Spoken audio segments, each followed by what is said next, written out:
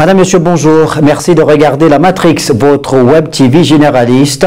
Merci de suivre cette émission des mots sur les mots. J'ai le plaisir de recevoir dans ce numéro Stéphanette Andon. Elle est actrice politique, entrepreneur. Avec Stéphanette Andon, on va revenir sur un épisode effroyable qui a défrayé la chronique au Gabon le 29 janvier dernier. L'assassinat, le dieu assassinat de Béatrice Zang, une gabonaise, présidente fondatrice de l'organisation non gouvernementale Atas Andi, mais également cadre à la primature. Cette compatriote a été lâchement assassinée par son ex-compagnon. Pour évoquer cette actualité dans le détail, je reçois donc une actrice de premier plan du monde politique au féminin au Gabon, mais également engagée pendant plusieurs années dans la société civile gabonaise. Stéphanette Andon, bonjour. Bonjour. Merci d'être là, merci d'avoir accepté de venir donner votre voix ou mêler votre voix parmi tant d'autres voix au féminin pour une fois de plus dénoncer ces pratiques rétrogrades, ces nouveaux crimes féminicides qui viennent donc défrayer la chronique dans notre pays, le Gabon. Et pour marquer d'ailleurs votre adhésion à ce vaste mouvement populaire qui condamne avec fermeté ce qui s'est passé le 29 janvier dernier, vous et certaines de vos collègues ont donc organisé une forte mobilisation le 1er février dernier pour une déclaration. Oui, effectivement, je suis, déjà je vous remercie de me recevoir, avec plusieurs membres de la plateforme à laquelle j'appartiens, la plateforme Challenge Démocratie au féminin, qui est une plateforme qui regroupe plusieurs femmes d'horizons divers et variés, et qui a pour but de former et amener les femmes à intégrer toutes les sphères décisionnelles de l'État. Et donc nous formons, nous sensibilisons pour les situations auxquelles on peut être confronté. Donc c'est dans ce cadre-là que nous avons ensemble, avec l'honorable Pépési Ogouligende, qui est la présidente de la plateforme, décidé de mener un mouvement, et symboliquement nous avons décidé de le faire dans la zone des Akaye, où notre sœur Béatrice Zang a justement été lâchement assassinée.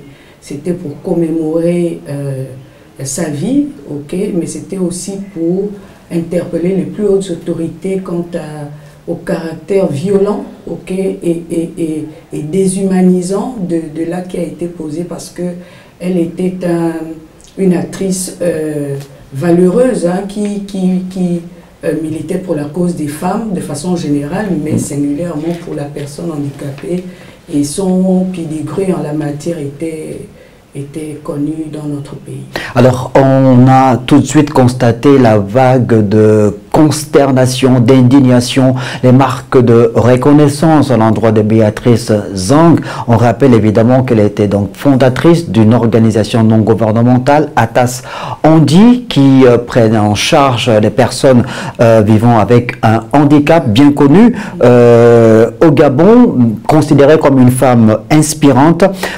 Selon les révélations qui ont été faites par les médias, notamment le quotidien national L'Union, qui est revenu sur cet acte odieux, cet assassinat crapuleux, il ressort donc qu'elle a été assassinée par son ex-compagnon, Rodrigue Minsamenier, qui est désormais en détention préventive à la prison centrale de Libreville. Ils se seraient rencontrés dans la journée. Il aurait invité Béatrice Zang à partager un verre avec lui. Ensuite, il aurait administré un somnifère pendant qu'elle était dans des lieux d'aisance, et affaibli, il aurait conduit à la plage d'Akaye, abusé d'elle, introduit certains objets dans son corps.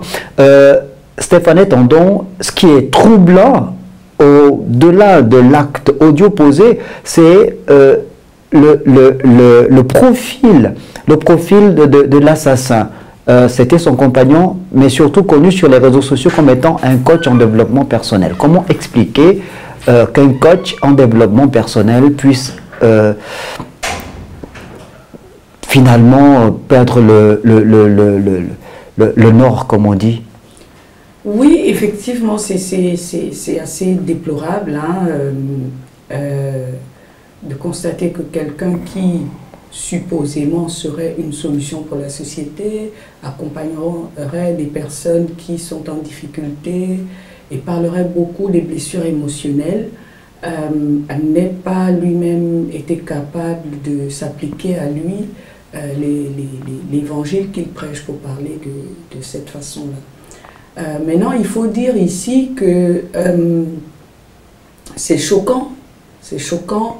Ça voudrait dire que il y a des choses auxquelles nous n'avons pas fait attention, d'un point de vue public ou d'un autre point de vue.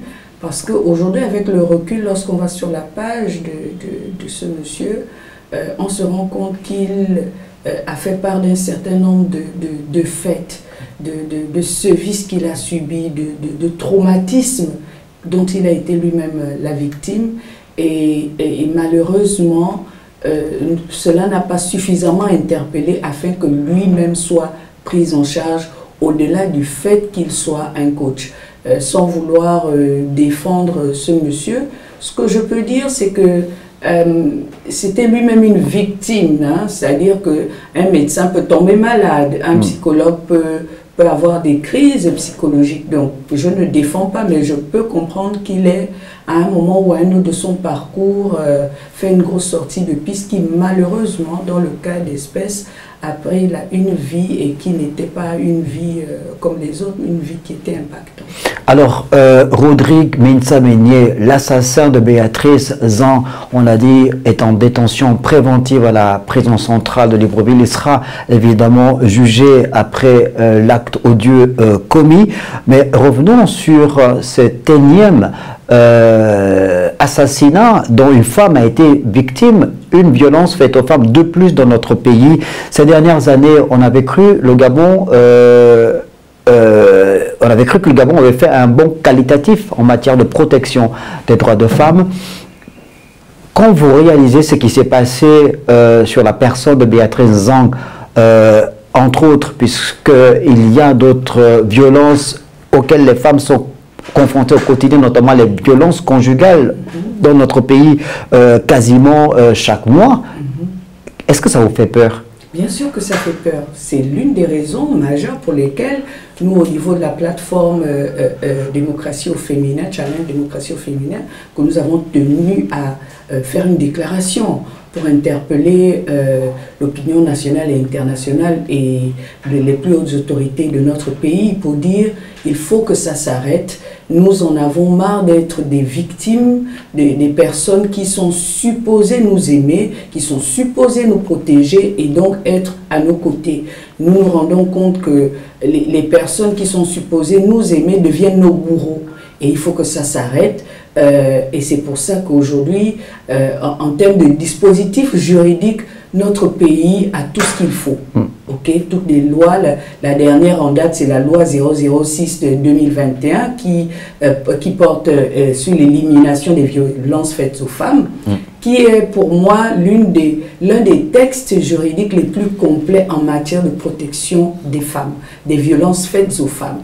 Et donc, comme tous les secteurs de notre pays, le constat que nous faisons, c'est que le dispositif juridique au Gabon, dans la plupart des secteurs, est complet. Ce qui pose problème et qui continue de poser problème, c'est l'application des textes. Qu'est-ce qui doit être fait pour que les femmes, pour que ça n'arrive plus? Qu'un homme puisse intégrer que lorsqu'une femme dit non, elle dit véritablement non. Qu'un homme puisse intégrer que lorsque une femme dit qu'elle ne veut plus, il faut pouvoir respecter ça. Et le fait qu'elle dise qu'elle ne veut plus, elle ne doit pas mourir pour cette question.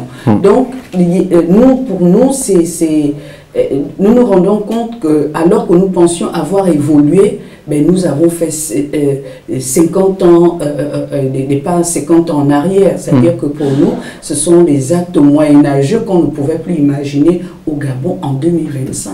Donc pour nous, nous sommes outrés, nous en appelons à nos autorités et nous espérons que des sanctions les plus sévères soient appliquées à l'auteur de ces faits. Stéphane Tendon, avant de revenir sur le volet consacré au dispositif législatif, légal mis en place par le gouvernement au Gabon pour protéger au maximum les droits des femmes. Revenons sur le substrat même de la déclaration faite par le Challenge démocratie au féminin le 1er février dernier en rapport avec cet assassinat de Béatrice Zang. Ce substrat-là reposait sur le rejet de toute forme de violence faite aux femmes, qui repose donc sur des violences physiques, psychologiques et structurelles. Alors, sur le point des violences physiques, elles se manifestent sous quel ordre? Est-ce que les violences physiques faites aux femmes au Gabon ne sont exclusivement que des violences conjugales? Pas exclusivement, mais dans le dispositif juridique qui est applicable aujourd'hui au Gabon, il est question des violences faites aux femmes. Et justement, dans l'arrêté 06/2021, on définit les différents types de violences. Des violences, avant que les violences ne soient physiques, elles sont d'abord verbales. Elles sont psychologiques. Et généralement, ce type de violence n'est pas visible. Ok, quelqu'un vous menace, ce n'est pas quelque chose, il faut pouvoir démontrer, avoir la preuve évidente que vous avez été menacé. Donc, il y a plusieurs étapes avant d'arriver au physique. Et dans le cas qui nous occupe, des informations que nous avons pu regrouper sur les réseaux sociaux et des proches de notre sœur, il y a eu comme un harcèlement, donc un contact où la personne harcelée n'acceptait pas la décision prise par notre sœur, supposément, en tout cas des informations en attendant que l'enquête suive son cours. Voilà, donc il était question d'un harcèlement. Un harcèlement, c'est quelque chose de préjudiciable. Ça veut dire que la personne avait déjà clairement manifesté son rejet qui n'était pas accepté. Et donc on insiste. Et le harcèlement, c'est une forme de pression exercée sur quelqu'un. Et donc tout ça, ça fait partie des étapes qui précèdent l'acte physique. Ok, donc il y a tout un processus qui est mis en place. Et dans le cadre qui nous occupe, et généralement, ce n'est pas seulement dans le cadre conjugal, mais dans le cadre conjugal, si vous voulez, est un cadre propice à cause de la proximité, la promiscuité, à cause des liens, à cause du caractère émotionnel et psychologique de la relation qui lie, à cause du fait que lorsqu'on vit avec quelqu'un, on finit aussi par la prendre un peu pour acquise. Le fait que nous, en tant que femmes, nous voulons relever ici, c'est le fait que lorsqu'une femme est en relation avec un homme, elle n'en est pas pour autant la propriété. Donc, elle a le droit de retrait qui est quelque chose applicable en droit. Nous sommes tous égaux et même lorsqu'on s'est engagé sur une base, on a le droit de dire, même si nous nous sommes préalablement accordés, moi je décide, après réflexion, de me retirer de l'accord qui nous a unis pour des raisons qui sont les miennes, qui sont personnelles. Voilà. Donc, c'est toutes ces raisons-là, il y a des préalables.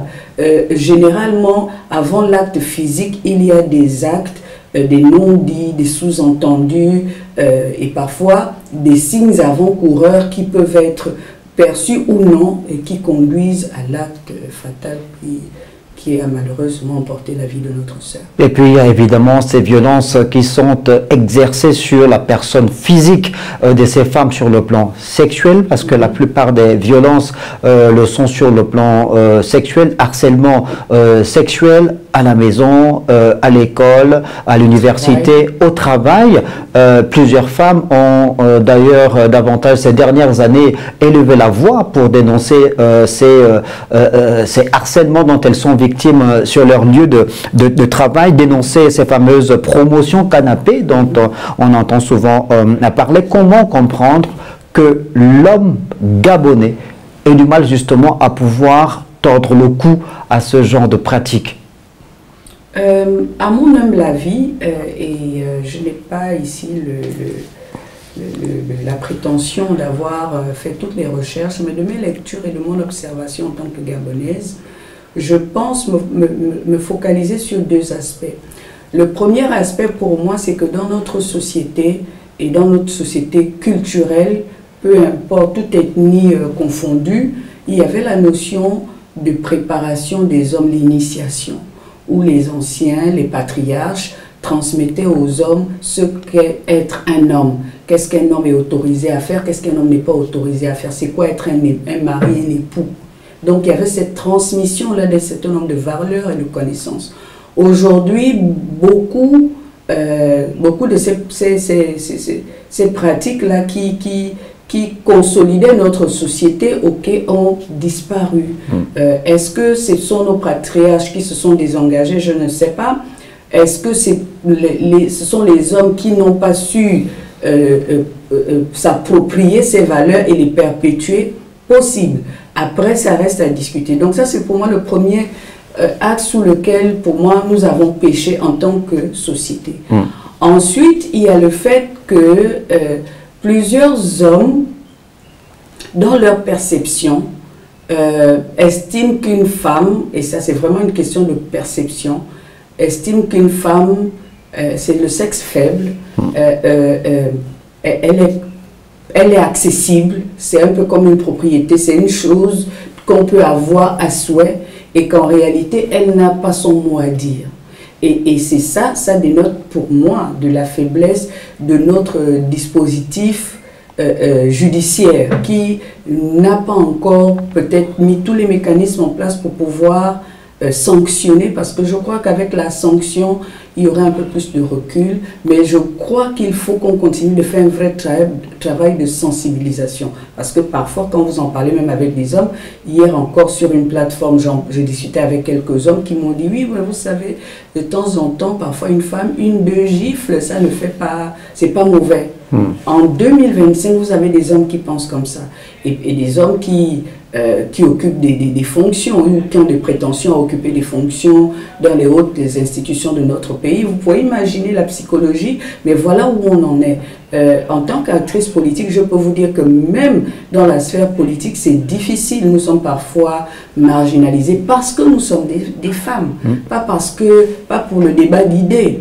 Et souvent, lorsque vous n'êtes pas en accord avec un autre adversaire sur le plan politique et qu'il n'a peut-être pas d'argument, il va chercher à savoir vous êtes qui, vous sortez avec qui. Est-ce que vous voyez, ça dit qu'il faut trouver le moyen de vous neutraliser. Et si on ne peut pas le trouver dans un débat d'idées, on descend dans tout ce qui est bas de la ceinture, mais il faut trouver le moyen de vous rabaisser parce que vous êtes une femme. Ce qu'on ne ferait pas forcément si on est en face de nous un homme, selon moi. Stéphanie, tendons déconstruire les mentalités moyenâgeuses, c'est mettre au banc de la société des expressions comme la femme égale le sexe faible.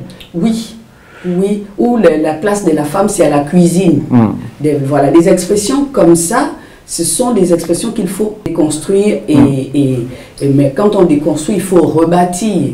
Il faut enlever ce qui est mauvais et placer ce qui est bien afin qu'on puisse avoir une meilleure société. Et ça commence avec nous, les femmes et les hommes. C'est-à-dire que vous devez dire à votre fils, voilà comment un mari se comporte. Mais pas seulement le lui dire, il faut le lui démontrer. Il doit observer comment vous traitez votre épouse, comment vous traitez votre mère, comment vous traitez votre soeur.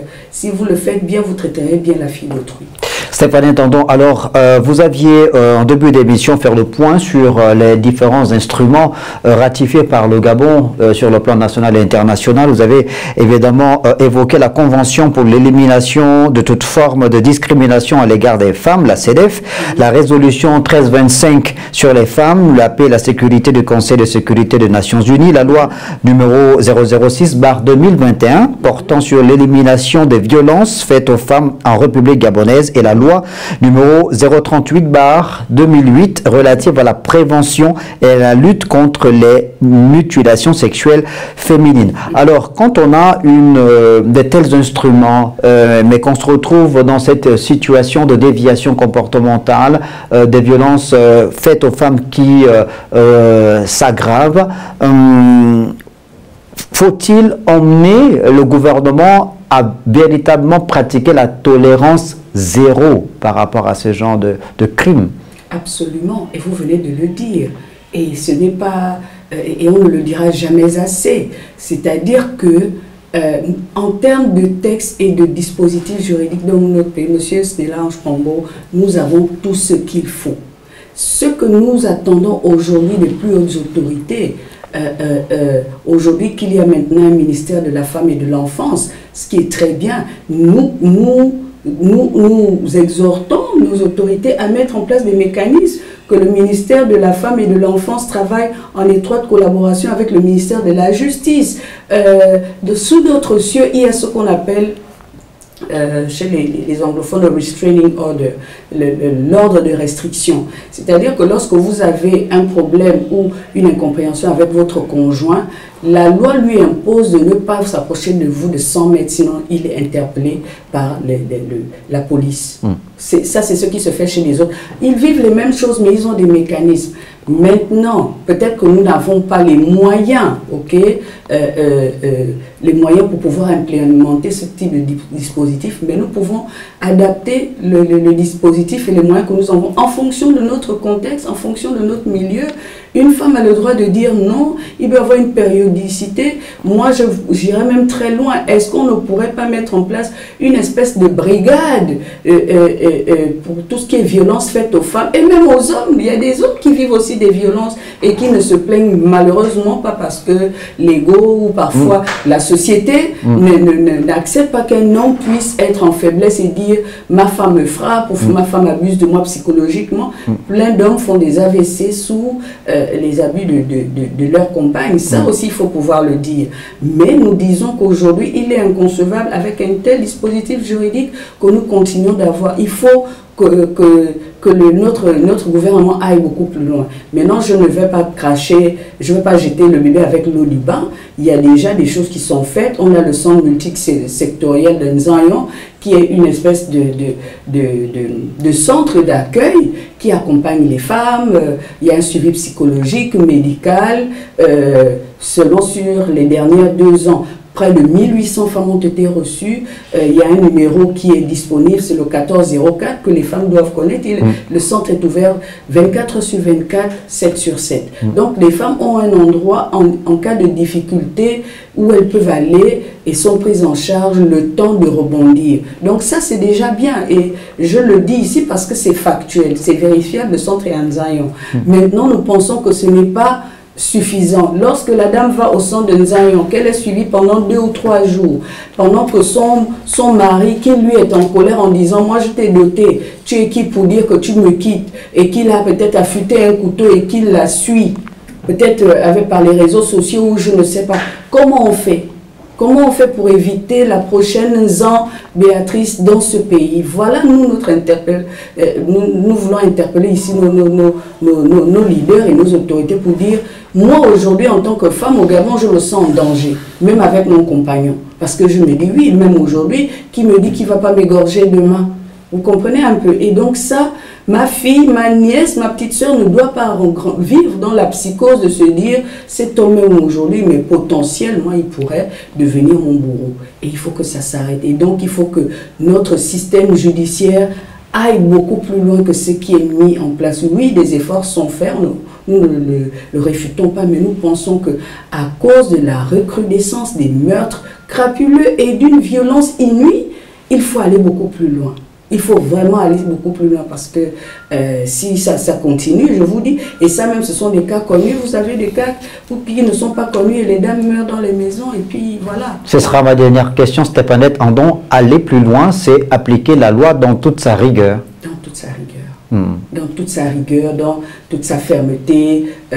Moi, je peux vous dire que nous avons une loi qui est une loi complète. Il suffit juste de l'appliquer. On parle de tout. La loi 006/2021 parle de tous les sujets. Et ça, je vous dis tous les sujets. Je peux vous dire au niveau des infractions. Oui. L'article 31 dit « Les auteurs de crimes et de délits prévus par le livre du 3e code pénal encourent les peines complémentaires suivantes. Interdiction de droits civiques, civils et de famille. Interdiction de séjour, interdiction d'exercer une fonction publique. » Voilà jusqu'où la loi. C'est-à-dire que le dispositif existe. Est-ce qu'il est appliqué? c'est encore là que nous nous posons problème parce que nous sommes confrontés à la Mais on peut s'interroger justement sur cette absence d'application de ces différentes lois qui existent déjà contenues dans le code pénal en République gabonaise. Comment comprendre que le gouvernement soit hésitant à pouvoir faire appliquer la loi dans toute sa rigueur, sachant qu'il y a des femmes malheureusement dont les vies sont ôtées chaque année au Gabon. C'est incompréhensible. Incompréhensible. C'est pour ça que nous sommes aujourd'hui, voilà, nous élevons nos voix pour dire, nous ne comprenons pas avec un tel dispositif. Pourquoi est-ce que nous avons encore... Combien de victimes faut-il encore dans ce pays? Voilà moi ma question. How much is too much, comme disent les anglophones? Combien de victimes faut-il pour que nos autorités réagissent? Ça fait trop. Parce que le décompte commence à devenir... enfin, c'est ça commence à devenir un décompte macabre. Macabre. C'est-à-dire que nous ne sommes pas un pays de 10 millions d'habitants, nous sommes 2 millions. 51% de la population gabonaise est faite de femmes. Et si chaque semaine nous devons avoir 2 femmes abattues sous les coups d'un homme, ça fait combien de femmes par mois? Ça fait combien de femmes par tous les 6 mois? Et ça fait combien de femmes à l'année? Voilà notre inquiétude. Et tout ce que nous voulons, c'est que nos autorités, par les mécanismes et les ministères en charge de ces questions, de nous rassurer pour dire: ok, nous avons entendu votre interpellation, nous avons entendu vos cris de détresse, parce que ce sont des cris de détresse. Dans sa globalité qui souffre justement ces déviations comportementales ou de la société, notamment sur le plan structurel, ou même aux États-Unis d'Amérique, qui est considéré comme étant le pays par excellence de la démocratie, les femmes, notamment les femmes noires, sont encore victimes de ces discriminations, notamment sur le plan professionnel. Et ça, vous le vivez également au quotidien au Gabon, où à diplôme égal, les salaires ne sont pas toujours les mêmes entre un homme et une femme? Oui, nous le vivons encore, tellement encore que c'est choquant, mais bon, nous prenons sur nous la décision de travailler sur les mentalités, d'interpeller les plus hautes autorités, et en tête desquelles le président de la transition, envers qui je voudrais personnellement remercier l'effort du respect de la loi des quotas. Aujourd'hui, dans le gouvernement, nous avons 31% de femmes, ce qui est déjà quelque chose qu'on n'avait pas avant. Donc c'est un pas, ok, que nous apprécions. Nous ne crachons pas sur les victoires, mais nous pensons que nous pouvons aller beaucoup plus loin. Parce que nous, ce qu'on vise au niveau de la plateforme Challenge et des femmes de façon générale, c'est de la parité. On aimerait avoir la parité à l'Assemblée nationale, au Sénat et dans toutes les instances décisionnelles, afin de pouvoir permettre aux femmes d'avoir un regard féminin sur la société. Donc voilà, nous subissons encore toutes ces... ce sont des violences, hein, parce que si on n'est pas capable d'atteindre une sphère décisionnelle ou un poste simplement parce que on est une femme, pour nous, ça reste encore un préjudice. Et il faudrait que nous puissions en faire entendre nos voix pour que ça s'arrête. Très récemment, et pour aller dans votre sens, vous parliez justement des États-Unis. Vous voyez que même dans les grandes démocraties qui ont déjà avancé sur pas mal d'aspects, ok, mais il y a encore notamment l'affaire Weinstein qui nous a, qui a défrayé la chronique il y a quelques années, où au niveau d'Hollywood, une femme ne pouvait pas avoir comment dire, c'est-à-dire qu'un rôle dans un film, si elle n'était pas passée par la chambre d'hôtel de M. Weinstein. Donc, ça a pris du temps avant que les langues ne puissent se lier, parce que c'était un non-dit, parce qu'il était tout puissant et personne ne voulait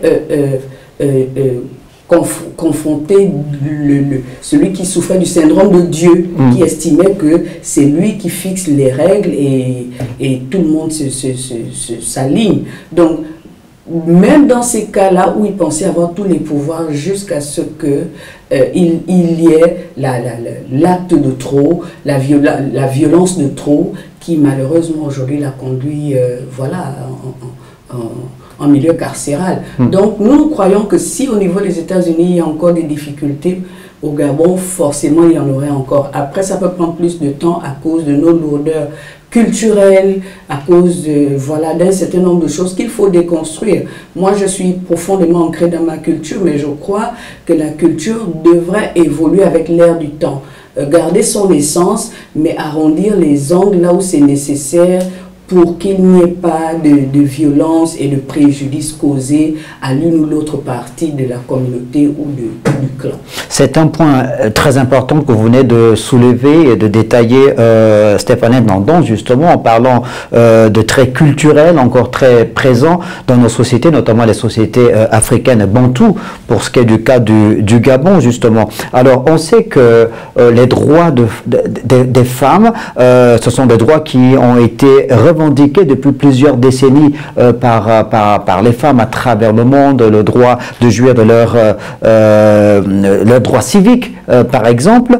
Il y en a même qui n'ont même pas le droit de voter dans certains pays au monde, le droit d'aller à l'école, de travailler, aussi même d'avorter, etc.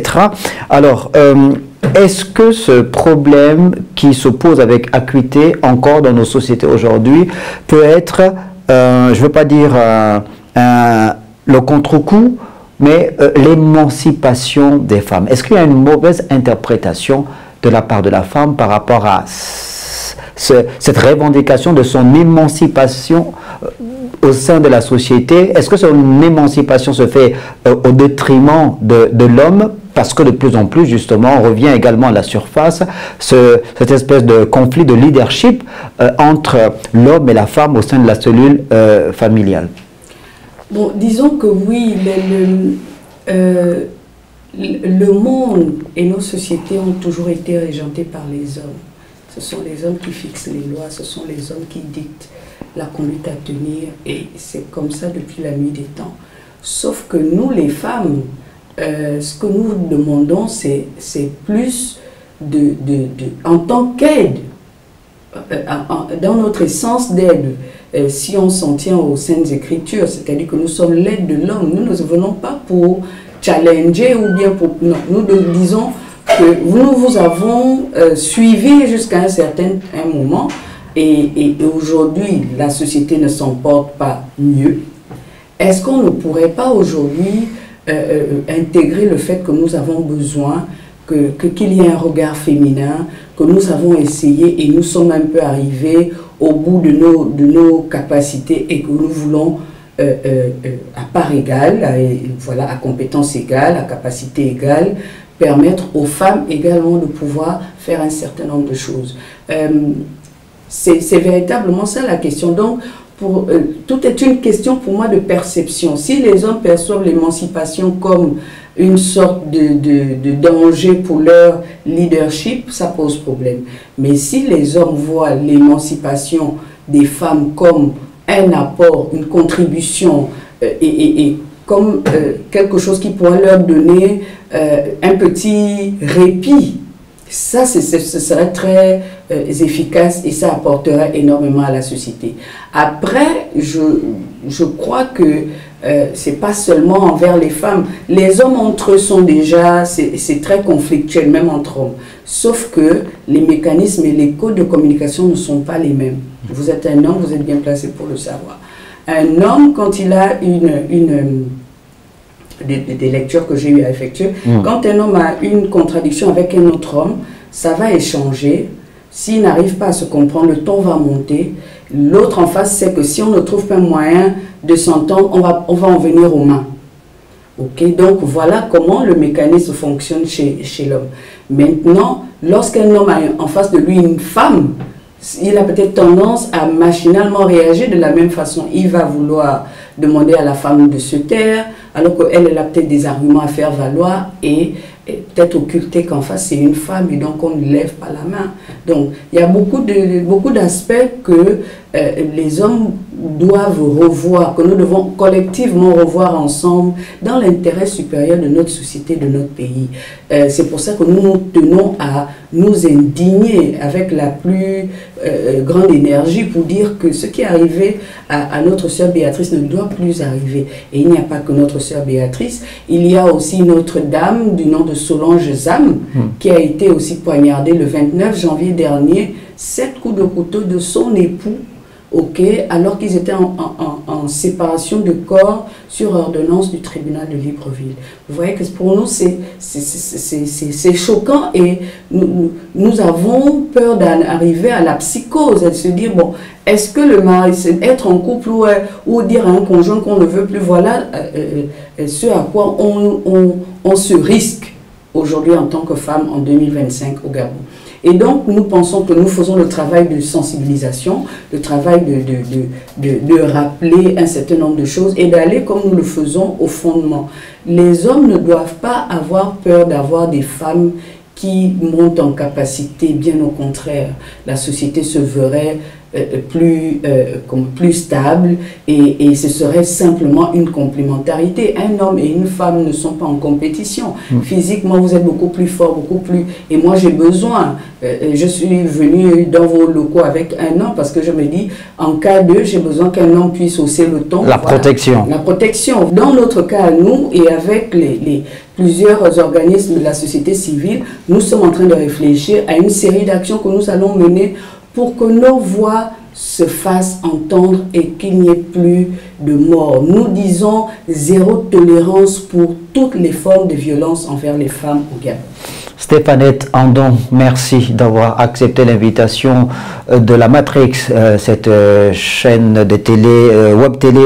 Merci beaucoup d'être passé. Je rappelle donc que vous êtes entrepreneur, actrice politique, également membre du Challenge, la plateforme Challenge Démocratie au féminin. Vous êtes donc venu dans le détail nous évoquer votre participation à ce mouvement féminin dans le cadre de la lutte contre les violences faites aux femmes, en rapport avec cet assassinat odieux commis par Rodrigue Minsamini le 29 janvier dernier à la plage Akaye à Libreville sur Dame Béatrice Zan. Merci beaucoup de nous avoir regardé. Bonne suite des programmes sur notre chaîne.